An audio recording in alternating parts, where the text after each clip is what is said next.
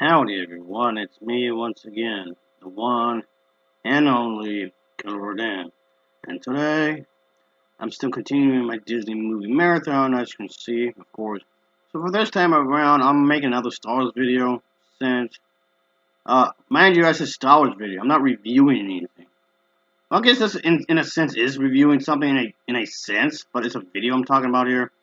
Because, it's in regards of this guy. I'm pretty sure a lot of you already know who this is. So he's supposed to be this kind of a conservative kind of a guy, I guess you would say, and whatnot. And he's supposed to be this type of individual. He believes he's always right, and he's a bit smugged about it and whatnot. So okay, people might be thinking, what does he have to do with anything? But I guess to get straight to the point, because I don't want to make this video too long or anything. But it's definitely gonna be over 10 minutes, that's for sure. But anyway, the point is that he does have a bone to pick with the Star Wars movies, more specifically the recent sequel trilogy. So, if anything, this is him responding to the fact, like right before The Rise of Skywalker was officially released. And if you ask me, not that anyone was, but I'm gonna say it anyway, I believe it had something to do with Disney. That's all. That's literally this entire thing is. It's him having a bone to pick with Disney. That's it. And basically, what's going on here is that he going to use this as a way to fix Star Wars, as if there's a problem with him. And yes, I realize that a lot of the fan base has a problem with with the Disney Star Wars films to begin with, because a lot of them seem to believe that they were inspired by the woke culture, and they were inspired by these feminazis and also the social justice warriors and whatnot. Which of course isn't the case, like at all. And yes, I do have my issues with the woke culture, with the social justice warriors, and the feminazis. Yeah, I have my own issues with them too. Just to clear the air. That doesn't mean I'm agreeing with them. But that does not mean I'm agreeing with this guy, because he comes out a bit of a scumbag. The Star Wars sequel trilogy does borrow heavily from the lore that they already have done, contrary to the popular belief. A lot of people, a lot of fans primarily have said that these stories are no longer canon, but that's a lie. They did borrow a lot of material from the already existing expanded universe. Nobody had a problem then, the fact that these books and comics or whatever had existed, but now that Disney using them, now they have an issue with it. And the same with the whole LGBT type of weddings and whatnot. And I know way back when, a lot of people are like, kind of like whatever about it. But now that, it's becoming more of the forefront in the movies, the news articles. And I mean, that's not to say nobody said anything before, but now it's talked about even more nowadays. A lot of people seem to have an issue. They don't want this to be in Star Wars, like, at all. So, yeah, a lot of people are complaining about the fact that Disney is pretty much caving in on the whole woke culture or whatever. And why just back her help people? I mean, really. If I were her, I would just go rogue a long time ago.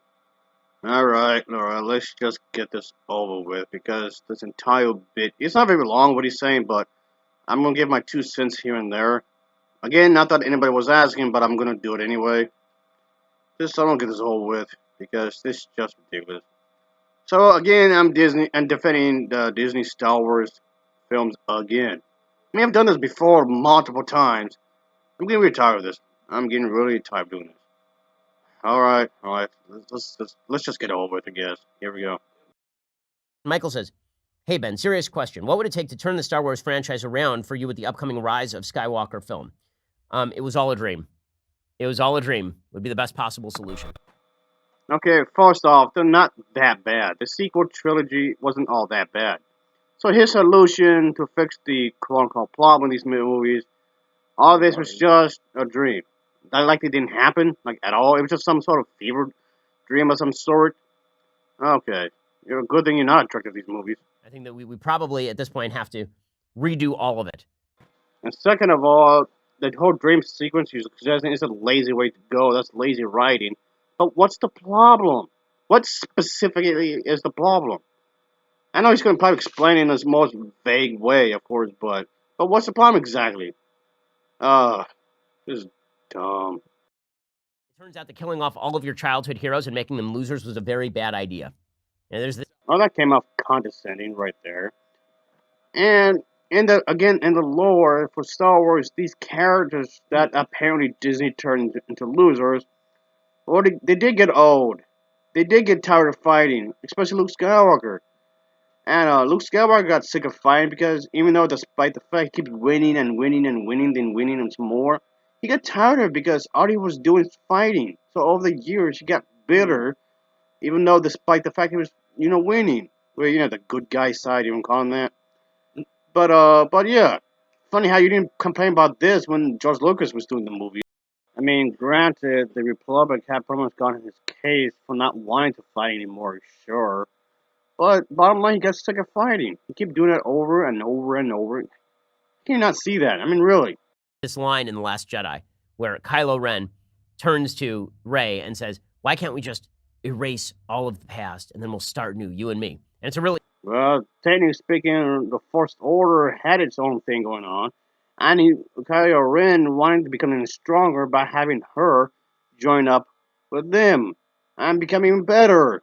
And because he had this obsession with Vader or whatever, there was going to be any opposition against his way, the way he would do it more specifically, he was to make sure he killed them all. So nobody would get in his path of what he believes to be the right way of doing. Did you even see the movie? interesting moment. And Rey's like, "No, we can't do that. We can't do that."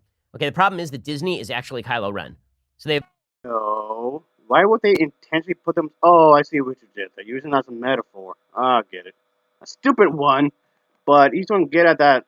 That Disney's the villain. The corporations, they're the bad guy. In actuality, in the movie, Ray didn't want her friends to get murdered. I mean, because she cares for them and whatnot. From the Last Jedi, Ray desperately attempted to convince Luke Skywalker to continue the fight because other fighting he did prior would have gone to waste otherwise.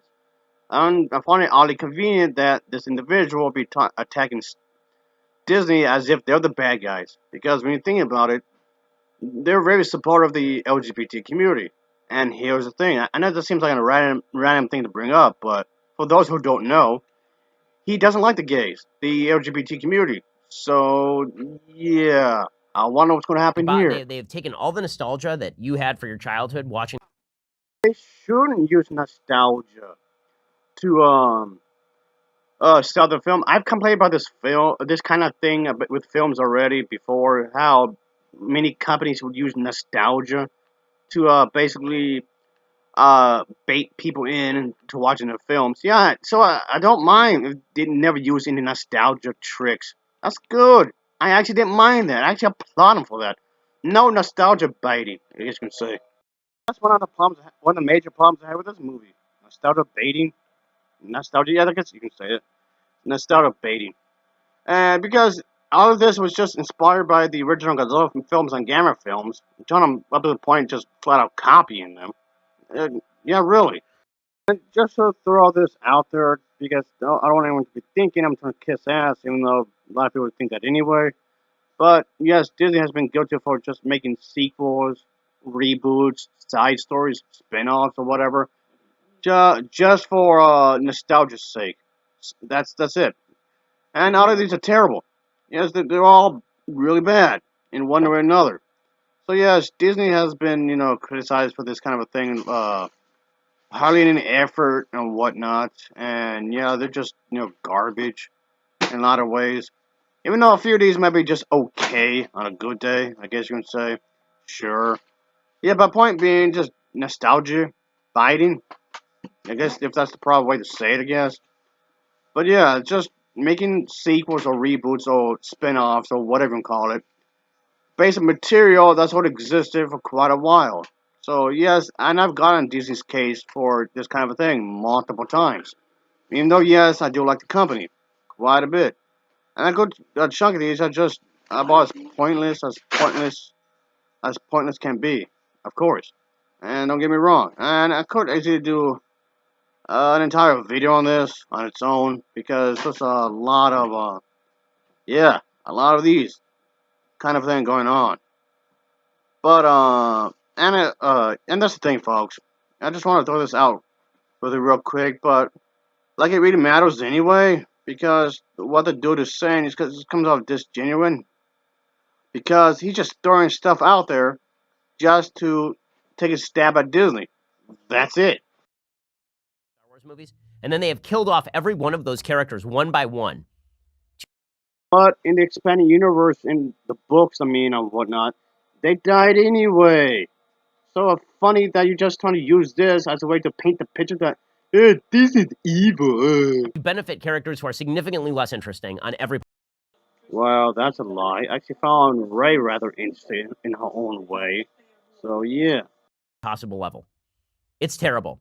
I mean, I blame Says the person that talks trash about trans people. Okay. And yeah, of course, as usual, when it comes to these kind of individuals, they never get into any kind of specification as to how these movies are terrible.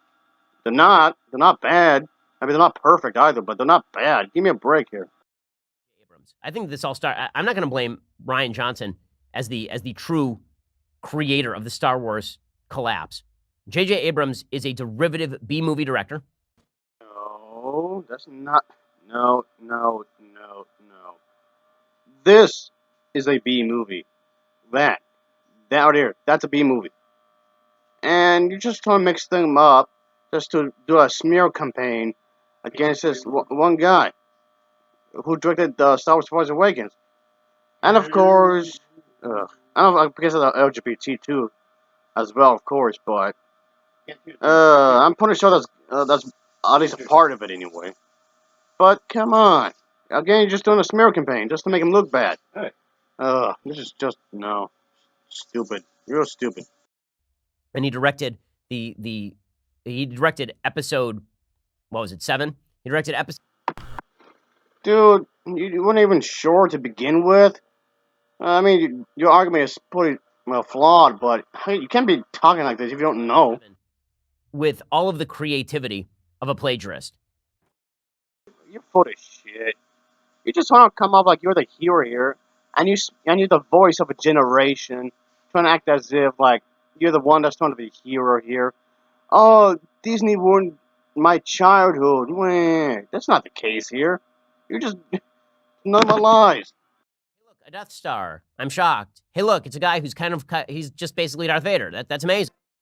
Okay, now you're just trying to be really hyperbolic. Is what you're doing here.